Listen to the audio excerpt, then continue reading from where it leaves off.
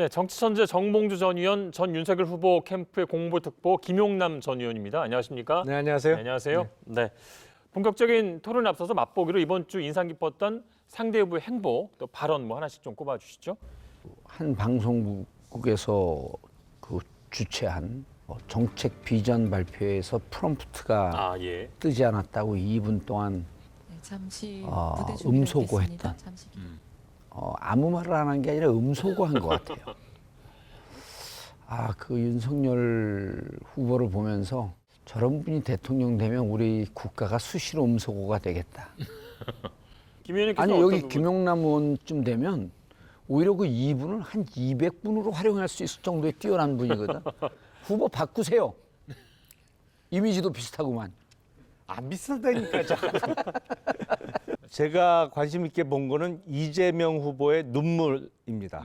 사실은 최근에 이재명 후보가 눈물이 흔해졌어요. 많이 우셔요 요즘에. 예. 뭐 어딜 방문했을 때도 울고 또 뭐 시장에서 만난 할머니 이야기를 하면서도 눈물을 비추고. 근데 이 상황이 울어야 할 상황이 됐어요. 사실은. 왜냐면 지지율 떨어지지, 격차 벌어지지, 그리고 거의 모든 여론조사에서 크든 작든 밀리거든요. 우리나라 국민들이 또 이게 마음이 약해서 동정표가 또 쏠려요. 그래서 상황도 상황이고 예. 이재명 후보의 눈물이 눈에 띄었습니다. 네. 상황에 대한 공감의 눈물이 아니라 이제 슬퍼서 울었다는 그런 말씀이신가요? 아니 울어야 될 상황이에요. 지금 상황 자체가. 예. 그런데 이제 울어야 된 상황은 아니죠. 울어야 될 사람은 지금 이제 후보는 윤석열인데 두 자릿수로 앞서가다가 다시 오차 범위 내로 다 모든 대부분의 여론조사가 좁혀졌거든요. 그래 이기는 건 맞습니다. 근데 윤석열 후보는 속으로 울고 있을 것 같아요. 이러다가 지면 어떡하지? 앞으로 이제 그 4번 정도 윤석열 후보가 눈물을 흘리게 될 거예요. 김건희 기소, 본인의 기소 3건. 그럼 기소될 때마다 눈물을 흘리면 기소되면서 떨어지는 지지율을 조금 올릴 수 있으니까 그렇게 충고해 주세요. 별로 그럴 일 없을 것 같은데. 기소될 때마다 그래요? 최소한 한 3건은 기소가 될 것 같던데. 에이, 택도 없어요. 내년 3월에 어떤 분이 어떤 눈물을 흘리게 될지는 좀 지켜보도록 하고요. 눈물 얘기 그만하고 본격적으로 토론 시작하겠습니다. 자, 국민의힘 얘기부터 하겠습니다. 이 선대위 구성을 놓고 갈등이 좀 지속되고 있습니다. 총괄선대위원장으로 거론돼 왔던 김종인 전 비대위원장은 일상복귀를 선언을 했고요. 당에서는 계속 합류를 요청하는 그런 상황인 것 같습니다.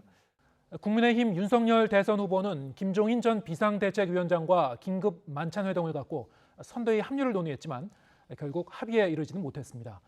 윤 후보는 총괄 선대위원장 자리를 비워둔 채 본부장급을 중심으로 1차 선대위 인선을 단행할 예정입니다. 왜 이런 좀 파국이 됐다고 보십니까? 이 선거는 누가 뭐래도 윤석열의 선거란 말이죠. 그러니까 이 선대위 구성이나 이런 거를 김종인 총괄 선대위원장으로 오시더라도 독자적으로 다 구성할 수는 없는 건데 그런 면에서 좀 마찰이 있는 것 같아요. 근데 제가 보기엔 김종인 전 위원장이 결국에는 합류를 하지 않을까 싶어요. 일단 뭐 솔직하게 말씀을 드리면 너미집이 잘 안 되니까 일단 행복해요 우리는. 김종인 위원장을 이해할 만한 사람이 얼마나 될까? 전 이게 자칫 잘못하면 패착이 될 수 있다고 봅니다. 그러면 그 책임의 강도와 역사적 경험을 놓고 봤을 때 김종인 위원장이 저렇게 하는 게 진짜 밀당을 하는 건지 정말 화가 난 건지 이런 부분에 대한 분석이 그 내부적으로 정확하지 않을 수 있겠다. 예를 들면 2012년에 박근혜 당시 후보를 도왔잖아요. 근데 그때 틀어져 갖고 결국 대선에 참가 안 했습니다. 본인이 주장하고 있었던 정책과 이런 것을 튼 거에 대해서 무척 심하게 분노했다는 거예요. 그게 하나 있었고 2016년에 그때 민주당은 어땠었냐면 모든 전권을 다 줬습니다. 그래갖고 신기남, 이해찬, 정청래 쳐내는 것도 당에서 아무도 이견을 달지 않았어요. 그 김종인 위원장의 스타일이 내가 딱 전권을 쥐고 있는데 내 주장에 대해서 반대하면 2012년처럼 완전히 돌았을 수 있다. 또 특징이 세 번째 특징이 사람과 부딪히는 걸 무지하게 싫어하고 본인이 원치 않는 분하고 이렇게 같이 세팅되는 걸 정치인들은 그냥 다 오케이 하거든요. 결국에는 예. 김병준 위원장과 갖고 있는 감정의 고를 보면 공존하기는 어려울 것 같다. 핵심은 김병준이에요. 김병준 상임선대위원장이잖아요. 같이 할 수 없다는 거고 윤석열 후보는 같이 하자는 거고 김병준 상임선대위원장은 이제 노무현 정부 정책실장 출신이잖아요. 김종인 전 비대위원장이 왜 이렇게 좀 껄끄러워하는 건가요? 얼마 전에 김병준 위원장의 발언이 있었죠. 이제 윤석열 후보가 전과자와 손을 잡지는 예, 예. 않을 거다 뭐 이런 발언이 있었어요. 근데 김종인 위원장께서는 뭐 벌써 몇십 년 전 일입니다만 그 동아은행 네. 관련해서 그게 상당히 뭐랄까 일종의 그수건이죠 본인의. 영린을 건드린 것 같은 효과가 있는 것 같아요. 만나서 사과는 또 했다고 하더라고요. 예. 근데 아니, 이게 때려놓고 사과하면 뭐해요? 아니 근데 이미 그 때렸는데. 발언 이전에 네. 그 과정에서 뭔가 받아들일 수 없는 감정의 깊은 상처를 좀 받은 거 아닌가. 김종인 위원장께서 2016년 총선 때는 민주당에서 사실은 어려울 거라고 예상했던 선거를 이겼죠. 물론 그때는 공천 파동을 해서 이제 새누리당의 잘못이 제일 컸습니다만 2020년 총선을 되돌아보면 소위 얘기하는 김종인 매직은 없었어요, 사실은. 오랜 연륜과 경험에서 나오는 그러니까 큰 과오를 안 저지르도록 이렇게 잘 리드해 주시는 그런 능력은 분명히 있는데 어떤 뭐 결과에 있어서 큰 변수로서 막 방향을 바꾼다든지 질선거를 이기게 만들어 놓는다든지 거기까지 기대하지는 않는 것 같아요. 당내에 많은 사람들이. 그럼 김종인 위원장이 복귀 안 해도 된다 이런 뜻이에요? 아니 모시면 좋죠. 아니, 근데- 이 방송 요 대목 분명히 나가야 되는데 안 와도 된다. 아니 그런데 이미 김병준 상임선대위원장은 이미 상수거든요. 네. 빠질 수 이번 없네. 주 월요일 날 통과가 됐어요. 그렇죠. 예. 그러니까 김종인 총괄 선대위원장을 모시기 위해서 김병준 상임선대위원장이 물러난다. 이 상황은 상상하기가 좀 어려운 여건이 됐죠. 자, 이미. 그래서 처음에는 이제 상수가 김종인 전 비대위원장이 총괄 선대위원장을 맡는 거였는데 지금은 상수가 김병준 상임선대위원장이 돼버렸어요. 그렇죠.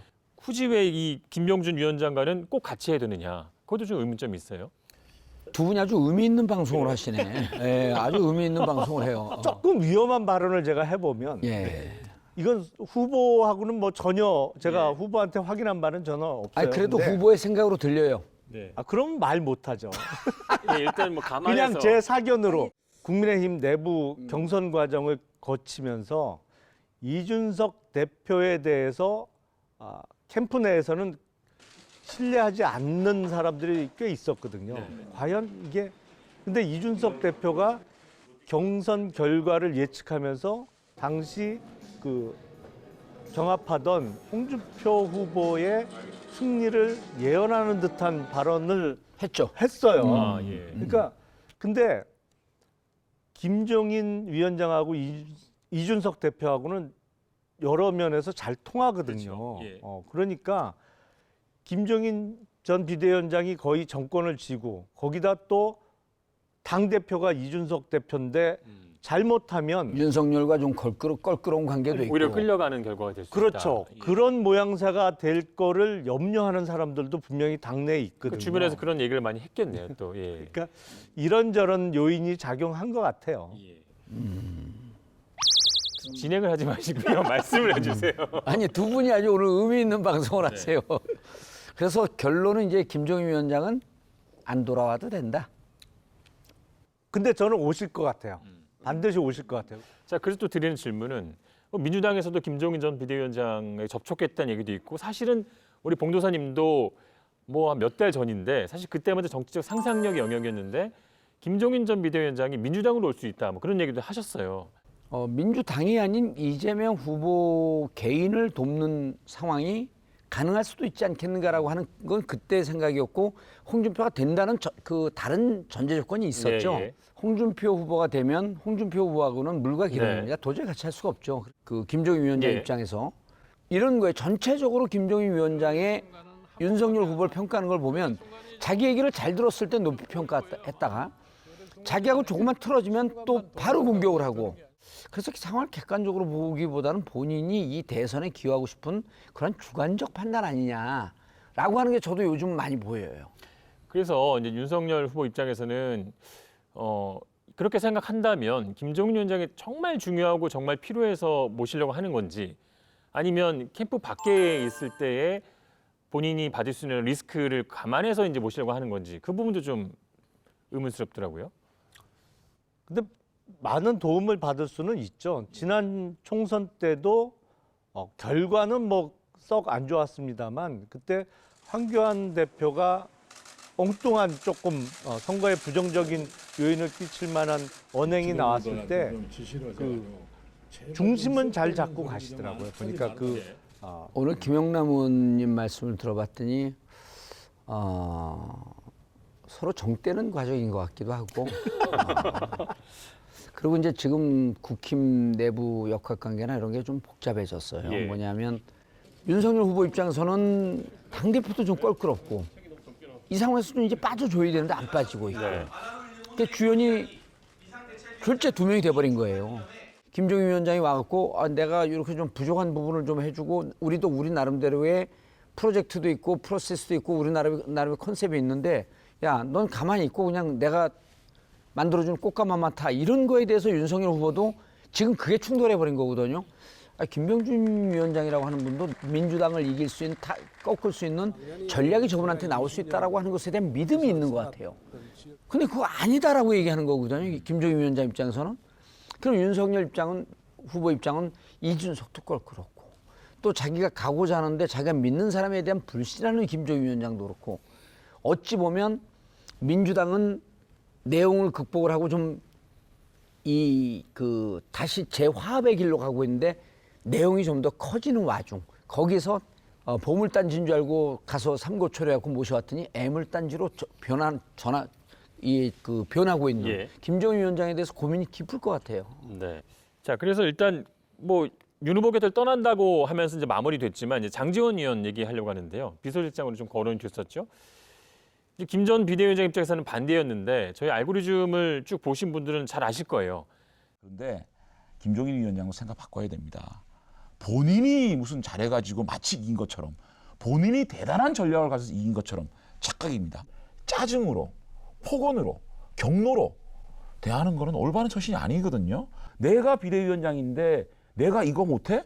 이거 안 하게 해주면 나 그냥 그만둘 거야. 이 절차를 무시하는 이런 행동에 대해서 참 안타깝다라는 생각을 좀 오늘 많이 했습니다. 그 장 의원이 이제 떠나면서 윤 후보에게 원톱이 돼서 전권 행사라 이런 얘기를 했거든요. 김종인 전 위원장의 반대 때문에 무산이 됐다고 생각하면 서운한 감정이 들 수도 있지만 객관적으로 국민의힘 한쪽의 의견을 대변을 한 거죠. 예. 김종인 위원장의 스타일을 보면 정치 문화는 국힘에 맞습니다. 그분이 눈 부릅뜨고 자기한테 직언하는 사람들 진짜 싫어해요. 근데 장제원 의원이 약간 그런 과잖아요. 정청래 의원 같은 사람들 정말 싫어합니다. 저 같은 사람도 싫어하는 캐릭터예요. 우리 김영남 의원 같은 경우는 김종인 위원장이 좀 좋아하는 스타일이니까 그러니까 우리 민주당 정치문하고는 안 맞아요. 저를 잘 모르시는구나. 직원을 하는 스타일 아니세요? 제가 황교안 대표 시절에는 황교안 대표한테 들이대고 홍준표 대표 시절에는 또 홍준표 대표 거의 이상하다고 거의 공개적으로 얘기했죠. 근데 그 이미지는 모범생처럼 보여요. 여기서 갑자기 농담이 돼버리네요. 말이. 여기서 또 한 분이 김한길 새시대 준비위원장이에요. 이분이 이번 대선에서 국민의힘으로서 가질 정치적 파급력 어떻게 진단하십니까? 우선 가장 큰 기대를 거는 그 분야는 외연 확장입니다. 지금 경선 과정에서도 뭐 박주선 전 의원이나 김동철 전 의원 또 여러분들이 오셨어요. 아니 이런 사람도 국민의힘 쪽으로 왔어? 뭐 이런 반응이 나올 만한 중진 정치인들을 좀 같이 데리고 오실 수 있는 가능성이 매우 높기 때문에 외연 확장 그리고 국민의힘이 그동안 약했던 분야에 대한 보완도 좀 기대할 수가 있고요. 정치권처럼 세대 교체가 안 되는 데가 없어요. 그러니까 한번 정치권에 이미지를 넣고 정치권에다가 명함을 넣으면 보통 한 3, 40년을 쭉 가다가 잊혀질 때쯤 되면 철진한 유행가 부르듯이 또 나오고 대표적인 게 김한길 의원 같은 케이스예요. 그리고 일반 국민들에게 민주당 원내대표였던 김한길 이 이미지가 남아있을 것 같지만 조금만 정치 고관여층은 2015년에 문재인 당시 당대표에게 등에 칼을 꽂고 결국 자기가 평생 동안 붙어서 정치의 녹을 받아먹던 민주당에 등을 돌리고 떠났던 사람들이거든요. 그래서 그게 외연확장이다. 그런 외연확장은 저는 찬성해요. 다 데리고 가세요. 제 기억을 되돌려 보면 김한길 전 의원께서 2015년에 민주당을 탈당하고 그 다음에 있었던 2016년 총선 때 그때 안철수 대표하고 같이 그렇죠. 손잡고 호남에서 돌풍을 국민의당을 창당해서 예, 호남에서 승리했죠. 정말 이번 선거에서 3월 9일 대선을 앞두고 안철수 후보와의 단일화 이게 사실은 제일 큰 이슈가 될 것이거든요. 예. 국민의힘 입장에서는. 근데 사실은 그런 한쪽이 포기해야 되는 상황이 올 때는 중간에 이제 좀 이래저래 조정도 하고 중재해 줄 분이 있어야 되기 때문에 뭐 그런 역할을 기대할 수도 있겠죠. 네. 예. 거기 팽당하는 게 전문 아니에요. 팽시키는 게. 누구요? 그 국민의힘 선대 인선을 보면 결과적으로 민주당 출신 인사들이 이제 대부분 이제 포진해 있는 그런 상황이거든요. 또 중도로 확장하고 외연을 확장하는 뭐 그런 긍정적인 측면을 볼 수도 있고 또 한편으로는 국민의힘에는 인재가 없나 그런 비판도 할 수 있다고 생각하거든요. 더 얄미워. 아니 그런 비판을 받는 게 당연하다고 저도 생각해요. 예, 사실은 뭐 이런 얘기를 하면 당 내에서 뭐 뭘 잘났다고 그렇게 떠드냐 이렇게 저 욕 먹겠지만 사실은 그 정당이라는 것은 총선이 가장 인재를 영입할 수 있는 좋은 기회잖아요. 이렇게 사람 없다는 얘기를 듣게 된 거는 적어도 18대, 19대, 20대, 21대 총선의 공천이 잘못됐다고 저는 생각을 합니다. 아니 근데 저는 김용남 의원 얘기보다도 더 깊게 가서 국민의힘을 위한 변명을 좀 해주고 싶어요. 뭐냐면 양당이 바뀌나요 지금? 아니 그게 아니고 정치는 냉정하고 객관적으로 봐야 돼요. 저는 이제 공천을 잘못했다라고 하는 것은 잘 모르겠고 지금 국힘이 살아나고 있었던 거는 우리가 잘못해서 여지를 넓혀준 효과가 훨씬 큰 거예요. 그러니까 국힘에 인물이 없다? 이거 비판하는 거는 2017년 4년 전에 괴멸되었던 한 정파에게 그 4년 동안 인물을 키워라? 라는 요구를 하기에는 너무 가혹한 거라는 거예요. 아직 3살이 다 못 돋으니까 과거 이제 그 민주당에 있었던 뭐 썩은 살을 또 갖다 막 붙이는 거예요. 이게 3살인 줄 알고. 어쨌든 아니 이게 현실입니다. 근데 그래서 나는 국힘이 지금 지지율이 올라가고 후보 지지율이 올라가는 게 자칫 잘못하면 신기루일 수 있으니 조심하라는 얘기예요. 냉정하고 객관적으로 보지 않으면 우리한테 지고 싶어요? 예. 지고 싶어요? 지고 질 싶지 일이 않잖아. 없어요. 그게 아니라니까요. 네. 질 수 있어요 언제든지. 이번 주 시사토크 알고리즘도 잘 보셨습니까? 화면 왼쪽을 눌러서 돌아쩌 채널을 구독해 주시면 알고리즘과 함께 돌발 영상, 뉴스가 있는 저녁 등 YTN의 간판 시사 프로그램을 함께 보실 수 있습니다.